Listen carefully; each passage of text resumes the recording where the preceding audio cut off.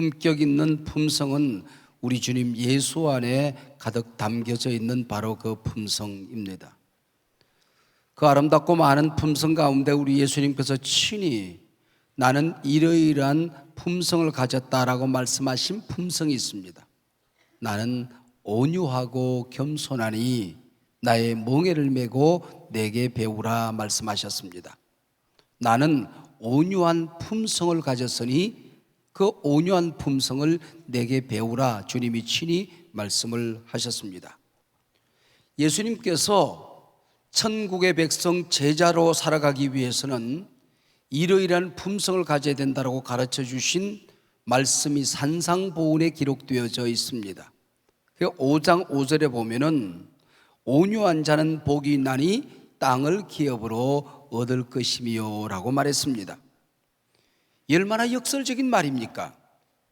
여러분, 힘 있는 자는 복이 있나니 땅을 정복할 것이요, 그러면은 충분히 이해할 만합니다. 근데 우리 예수님은 온유한 자가 복이 있어서 땅을 얻을 것이라 말씀하십니다. 기독교의 진리 가운데 파라독스라고 하는 게 있습니다. 역설적인 진리를 말합니다. 살려고 하면 몸부림을 해야 되는데 죽으라고 합니다. 높아지려고 하면 악의 다툼을 해야 되는데 낮아지라고 얘기합니다. 섬김받기 위해서 높은 자리에 올라가야 되는데 섬기라고 말씀하십니다. 오늘 본문도 역시 온유한 자가 땅을 차지한다. 파라독스, 역설적인 진리이지요. 예수님께서 온유한 자는 복이 있나니 그들이 땅을 기업으로 받을 것이며 라고 할 때에 당시 이 말씀을 다뤘던 사람들은 아마 충격적인 말씀으로 받아들여졌을 것입니다. 이 당시 세계를 지배하고 있던 나라는 로마입니다.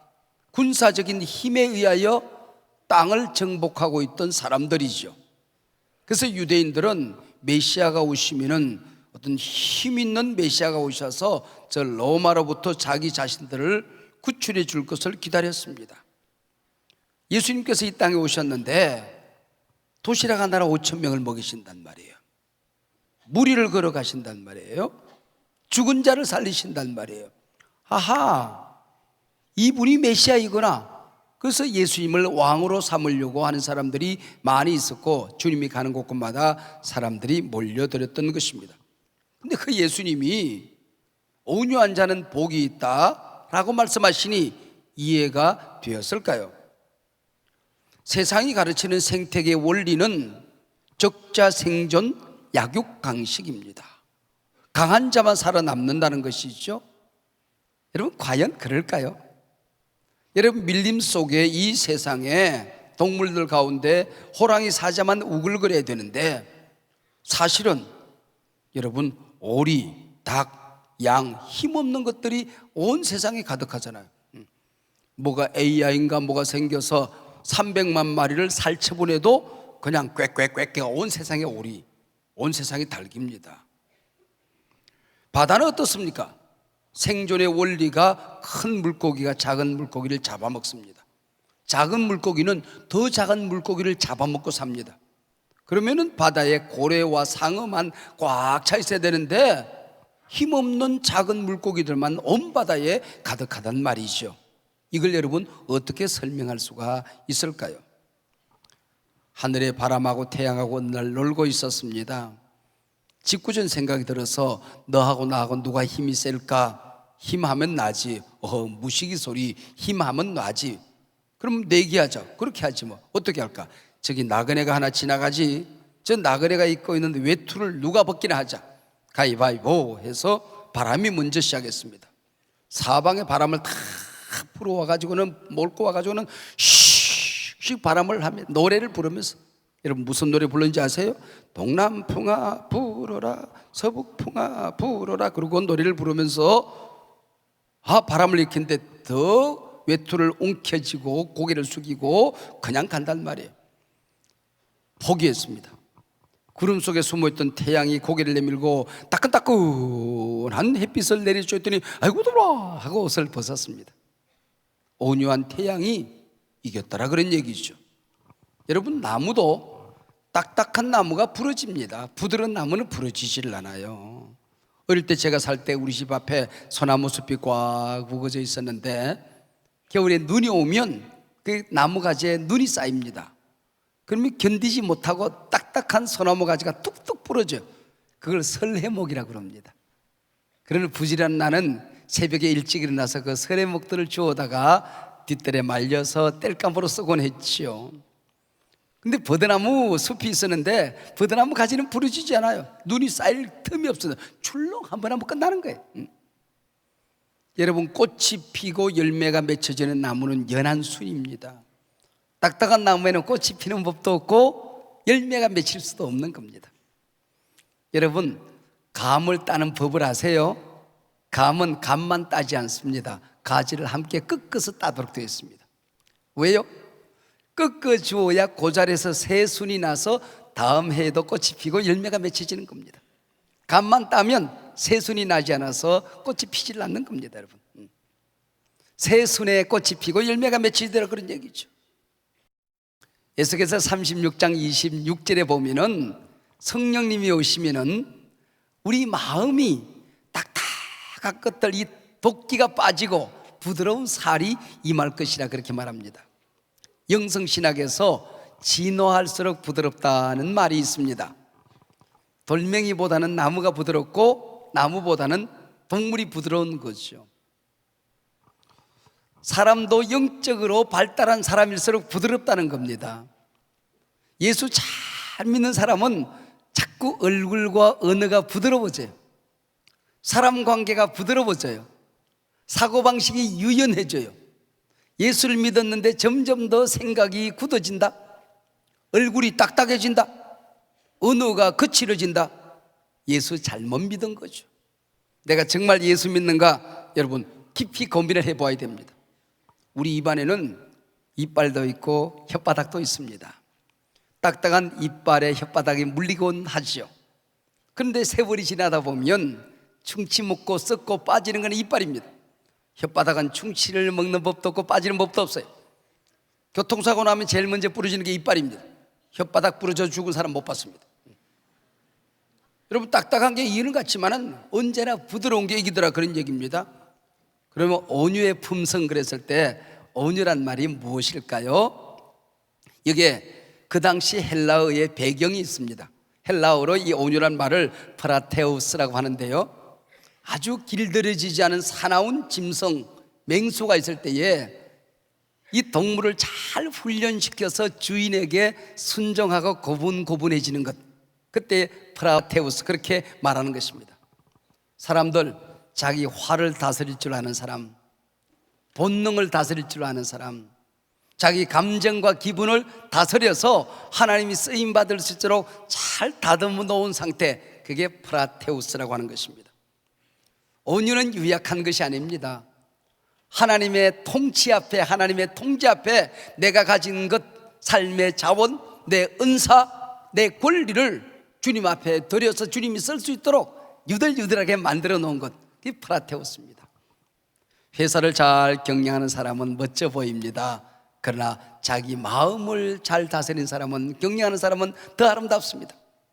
나라를 잘 다스려주는 통치자는 존경을 받습니다. 그러나 마음을 잘 다스리는 사람은 더 큰 존경을 받는 거죠.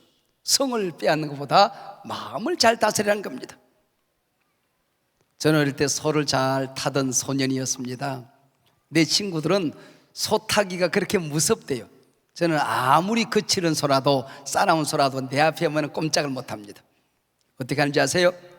콧뚜리에다가 끈을 가지고 딱 끼워서 뒤에서 딱 움켜줘요. 그리고 소 꽃비를 좀 더 길게 만들어서 앞발에다가 소 꽃비를 딱 걸어서 양손에 딱 잡습니다. 그러면 뛰려고 그러면은 딱 당겨버리면은 콧뚜레가 당겨지기 때문에 고개를 폭 숙입니다. 얌전해집니다. 걸어갈수도 한 발자국도 움직이지 못합니다. 앞발을 딱 걸어놨기 때문에. 그래서 내가 풀어주는 것만큼만 한 발, 두 발 갑니다. 그렇게 몇 번 하고 나면은 꼼짝없이 소가 말을 잘 들어요. 다른 사람이 타려고 하면은 뭐 또 뜁니다. 나는 그렇게 하기 때문에 내가 가면은 소가 벌써 알아들어요. 자기들끼리 눈치를 줍니다. 영모 온다, 영모 온다. 얌전하자, 얌전하자. 그래서 내가 소꽃비를 놓아도 그때부터 소들은 다 내 앞에서는 얌전해지는 거예요. 그때 이 소가 프라테우스, 온유해졌다, 그렇게 말하는 겁니다. 여러분, 맹수들도 사랑할 때는 어흥 하는 소리가 없어요. 아주 소리가 부드럽습니다. 그 날카로운 이빨로 새끼들을 덤성덤성 물어서 옮기는데 그 날카로운 이빨이 어디 갔는지 없어진 겁니다. 온유해졌다는 얘기는 내 속에 있는 분노, 화, 상처, 거칠은 품성들, 더러운 성격들, 이런 것들이 잘 다듬어져서 부드럽게 되어 있는 상태, 이게 바로 프라테우스, 온유라고 하는 것입니다. 이 프라테우스라는 말에 또 다른 배경이 있습니다. 감기가 들어서 열이 39도, 40도 펄펄 끓습니다. 이때 의사를 만나 잘 다스려져서 정상 체온이 되었을 때 프라테우스, 열이 다스려졌다, 정상 체온이 되었다, 이런 뜻입니다. 여러분, 밥을 적게 먹으면 영양실조가 됩니다. 너무 많이 먹으면 과식이 되고 비만이 되겠죠. 운동도 안 하면 병이 걸리고 게으르고 나태해지지만은 너무 많이 해도 이게 과로가 되고 또 활성산소가 생깁니다. 좋지 않습니다. 여러분, 친구 사이에 돈을 너무 인색하게 안 써도 인색한 사람 노랭이가 됩니다. 또 너무 많이 써도 이게 과욕이 되어지고 허세가 되어지고 낭비가 되어지는 겁니다. 교회 사역도 마찬가지예요. 하나님의 일을 해야 할 때 하는 거고, 드려야 될 때 드리는 거고, 사귀어야 될 때 사귀는 게 아름다운 일입니다. 근데 이것을 너무 하지 않아도 불충이 되는 것이고, 내 사역이 아닌데 여기저기 끼어들고 다른 사람 간섭하고 다니면 바로 그게 또 과욕이 되는 거죠. 여러분, 이게 온순해져야 된다는 것입니다. 여러분의 지금 체온은 어떻습니까? 너무 싸늘하게 식어져 있습니까? 열정을 잃어버렸습니까? 기쁨과 행복한 사역을 잃어버렸습니까? 열이 너무 과합니까? 올랐다 내렸다 변덕이 심합니까? 온유한 자가, 정상 체온을 유지하는 자가 땅을 기업으로 얻는다는 것입니다. 어디 가나 사랑받고 존경받는 사역자가 된다는 거죠. 자, 그러면 우리가 어떻게 이 온유의 품성을 가질 수 있을까요? 이 온유의 품성은 성령의 9가지 열매 가운데 하나입니다. 우리 예수님께서 나는 온유하다, 예수님의 품성이 온유의 품성이었습니다. 그래서 우리가 성령 충만할 때에, 그리고 매일같이 우리가 예수님을 바라보고 살 때, 주님을 배우려고 애를 쓸 때에 우리의 성품이 온유를 배워가게 되는 것입니다. 오스왈드 샌더스라고 하는 훌륭한 목회자, 저술가가 있습니다. 이분의 사모님이 암에 걸려서 말기암 환자로 마지막 시간을 보내고 있었습니다. 목사님께서 휴가를 얻어서 이 사모님을 덜 보고 있었어요.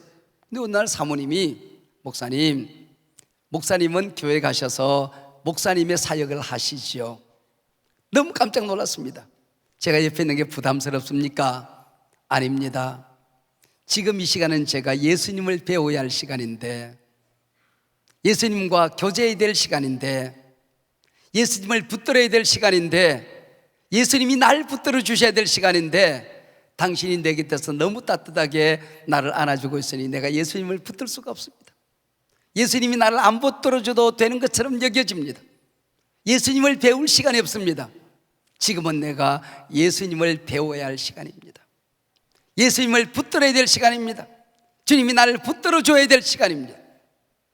여러분, 인생 살아가다가 어려운 일이 있을 때에, 외로운 일이 있을 때에, 힘든 일이 있을 때에 그 시간은 주님을 만나야 될 시간, 주님의 품성을 배워야 되는 시간인 줄로 믿고 오히려 감사하시기를 바랍니다. 직업별로 평균 수명을 조사해 보았습니다. 2001년부터 2010년까지 10년 동안 조사를 했습니다. 그랬더니 온유한 성품을 가진 직업군이 가장 오래 살았습니다.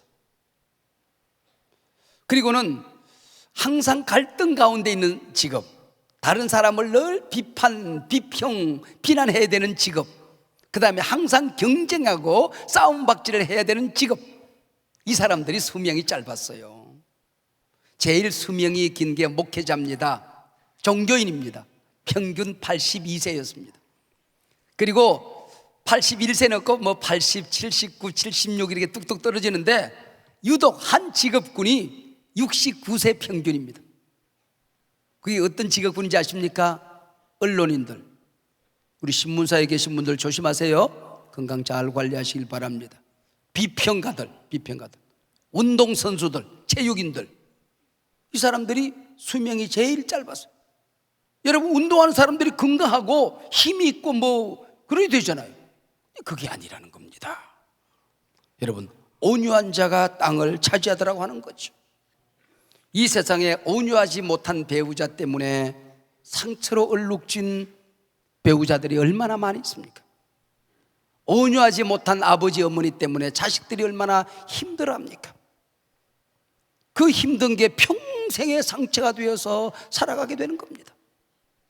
좋은 직장인 줄 알고 갔는데 상사가 온유하지 못해요. 온유하지 못해.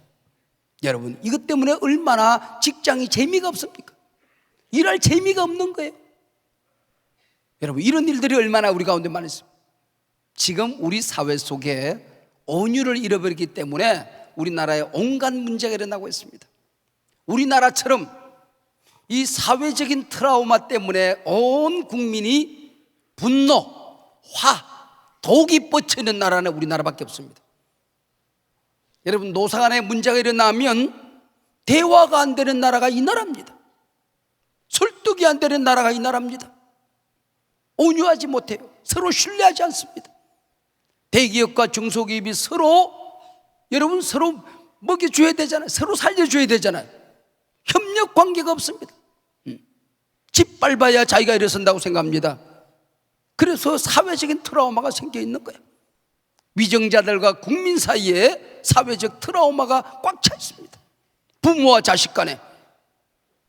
여러분, 이게 우리 사회 모든 지금 성장 동력을 잃어버린 것입니다. 여기까지 오는 동안에는 열심히 우리가 일해서 여기까지 왔어요. 이제는 열심 가지고 되는 세상이 아닙니다. 온유해야 되는 거, 온유해야 되는 거. 품성, 소통, 이게 여러분 이 민족을 살리는 동력이라는 걸 알아야 되는 거예요. 응? 이 온유한 품성, 소통의 능력, 대화와 타협이 되는 사회, 이걸 우리가 만들어내지 않으면 미래에 펼쳐질 땅을 우리가 차지할 수가 없어요. 요즘 젊은 친구들이 독이 하려고 하셔가지고 조그마한 문제가 있으면 목 긁어서 안달을 해요. 두들겠다 그러면 악플입니다.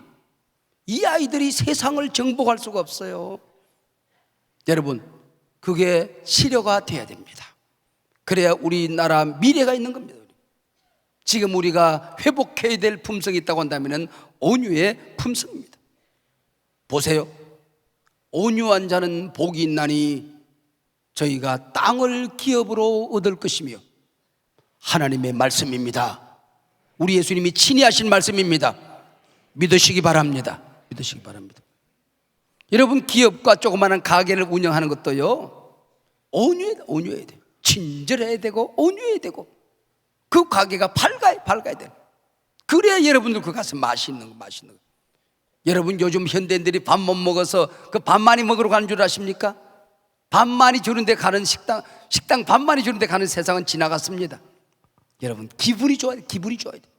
어디 가든지 기분이 좋아야 그게 가고 싶은 거거든. 여기 땅은 시시한 땅이 아니야. 우리 하나님이 준비해 주신 하늘의 땅, 새하늘과 새 땅에서 존귀한 자가 되는 겁니다. 그뿐이 아니에요. 아브라함과 롯이 함께 양을 치고 함께 가족들과 함께 유목민으로 돌아다닙니다. 언제나 아브라함이 양보합니다. 좋은 땅을 롯이 차지합니다. 롯은 소돔과 고모라 멸망하는 유황불을 쳐다보지도 못하고 몸 하나 슬쩍 빠져나왔습니다. 아브라함은 땅을 얻었습니다. 이삭은 블레셋에 가서 농사를 지었어요. 거기서 한쪽 모퉁이에 우물을 팠는데 물이 콸콸콸 쏟아집니다.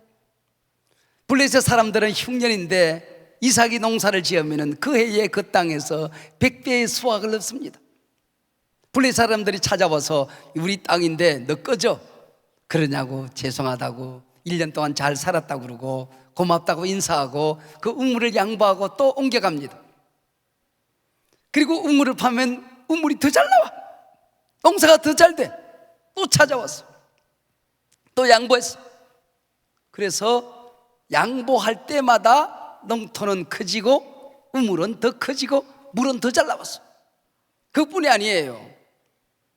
가나안 땅을 떠나서 블레셋으로 갔는데 블레셋 사람들이 시비를 걸 때마다 싸우지 않고 양보하고 갔는데 걸음걸음이 하나님이 약속한 땅으로 가까이 가고 있더라고 하는 겁니다. 나는 양보했는데 하나님은 내 인생을 좋은 땅으로 인도해 주시더라고 하는 것입니다. 할렐루야. 이 말씀을 준비하고 조용히 기도하는 가운데 어느 한 분이 머릿속에 계속 지나갔습니다. 내 어머니입니다. 어머님이 나를 지금까지 키우면서 뭐로 키웠을까? 남들처럼 고기 반찬으로 키운 것 같지도 않고, 뭘로 키웠을까? 온유로 나를 빚어서 만드신 것 같아요. 온유로 나를 빚어 만드신 것 같아요. 제가 고등학교 3학년 때 시골 고등학교 제가 학생회장을 했어요. 근데 학교에서 갑자기 서클 활동을 하는 사람들을 예고도 없이 다 색출해가지고 몽땅 다 퇴학, 무기징역을 시켰습니다. 그 당시 학생회장 활동을 하려고 하면은 다 서클 활동을 했어요. 서클 활동. 우리 교회에 계시던 임진수 집사가 기율 부장을 하고 제가 학생회장을 했어요. 둘 다 서클, 다른 서클에서 우리가 같이 활동을 했어요. 둘 다 퇴학을 맞았어. 둘 다 나중에 무기징역으로 제가 구제는 되긴 했지만은, 그리고 제 어머니에게 토요일 날 가서 주일 날 시골교회 예배당에 예배를 드리고, 그 다음에 이제 찬물에다 밥 말아서 같이 어머니랑 밥 먹는데, 밥 다 먹고 난 다음에 엄마 놀래지 마, 이러이러한 이유로 인해서 내가 학교에서 이러이러한 벌을 받았어. 얼마나 놀랬을까. 근데 우리 어머님이 가만히 계시더니 우리 아들 놀랬겠구나, 나랑 같이 농사 짓지 뭐, 한번 놀아보지 뭐. 이 우리 어머니 말씀이 전부예요. 전부. 그리고 집에 있지 말고 노는 김에 대구에 있는 누구 고모네 집에, 또 서울에 있는 누구 이모네 집에 구경이나 한번 하고 오느라. 그리고 세상 구경하고 돌아와서 다시 공부하고 다시 학교에 들어가지 않았습니까, 제가. 그게 우리 어머님이. 결혼하고 난 다음에 34년을 내 어머니를 모시고 살았습니다. 그런데 나한테 그분의 며느리인 우리 아내에게, 그분의 손주인 내 아들, 딸에게 한 번도 얼굴 붉히거나 한 번도 나무라거나 한 번도 그분은 섭섭증을 드러낸 적이 없어요. 언제나 그냥 아이고 기특하다, 고맙다, 쉬어라, 교회 섬기느라고 얼마나 힘드니, 신방하느라고 얼마나 힘드니, 쉬어라. 여러분, 아들이 뭐가 그렇게 100% 마음에 들었겠습니까? 철없는 손주들이 뭐가 그렇게 우리 어머니 마음에 100% 들었길래 날마다 칭찬만 있었겠습니까? 더더구나 시어머니가, 과부 시어머니가 그 며느리를 보면서 뭐가 그렇게 마음에 드는 것만 있었겠습니까? 근데 한 번도 며느리에게 꾸중하거나 큰소리하거나 실망의 말을 한 적이 없어요. 다른 사람들을 향하여 부정적인 얘기, 비판하는 얘기, 뭐 못됐다는 얘기를 한 번도 해본 적이 없습니다. 그분이 3년 전 세상을 떠나셨는데 우리가 함께 장례를 치루었죠. 우리 어머님 친구분들이 그래요. 복받은 권사님이시다, 복받은 할망구다 그랬어요. 여러분, 죽었는데 뭐가 그렇게 복받았다고 그렇게 모든 사람들이 복받은 권사님이시다, 모든 사람이. 온유한 자는 복이 있나니 땅을 기업으로 얻을 것이며, 가난했던 과부 할머니가 온유로 세상을 나는 정복했다고 생각을 합니다. 여러분, 우리가 가정을 행복하게, 내가 섬기는 이 교회 안에서 많은 사람들을 복되게 하기를 원하면, 우리가 사는 이 시대를 복되게 만들려고 하면은 주님 닮은 품성, 온유의 품성으로 여러분 영혼이 가득해지시기를 바랍니다. 상처와 분노와 화는 다 십자가 밑에 쏟아내시고 온유의 품성이 이 교회 안에 모든 성도들 안에 여러분의 가정에 가득하기를 우리 주 예수 그리스도의 이름으로 축복합니다.